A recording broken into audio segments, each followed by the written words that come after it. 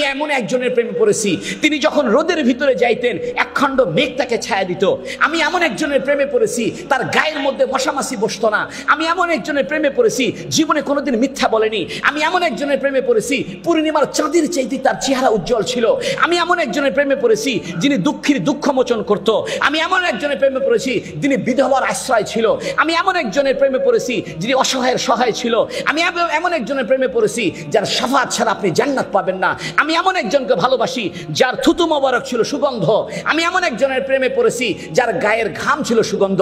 ওই মুহাম্মদ সাল্লাল্লাহু আলাইহি ওয়াসাল্লাম যেভাবে চলতো, যেভাবে খাইতো, যেভাবে পোশাক গায়ে দিত, যেভাবে কথাবার্তা বলতো, ওই রকম করতে আমার ভালো লাগে। মুহাম্মদ সাল্লাল্লাহু আলাইহি ওয়াসাল্লাম দস্তরখানায় বিছায় খানা খাইতেন, আমি তাই খাবো।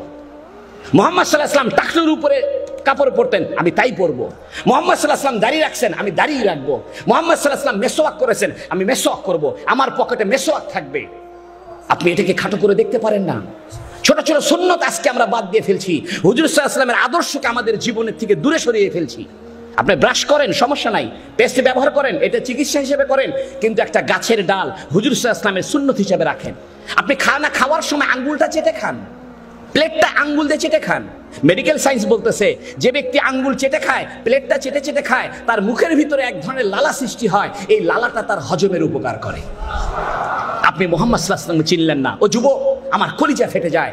তুমি কিডসকে চিনলা, বাইরনকে চিনলা, হুমায়ুন আহমেদকে চিনলা, আইয়ুব বাচ্চুকে চিনলা, গোটা দুনিয়ার সমস্ত তোমার সেলিব্রিটিদের চিনলা। পৃথিবীর সবচেয়ে সেলিব্রিটি, পৃথিবীর একমাত্র সেলিব্রিটি মুহাম্মাদুর রাসূলুল্লাহ সাল্লাল্লাহু আলাইহি ওয়াসাল্লাম।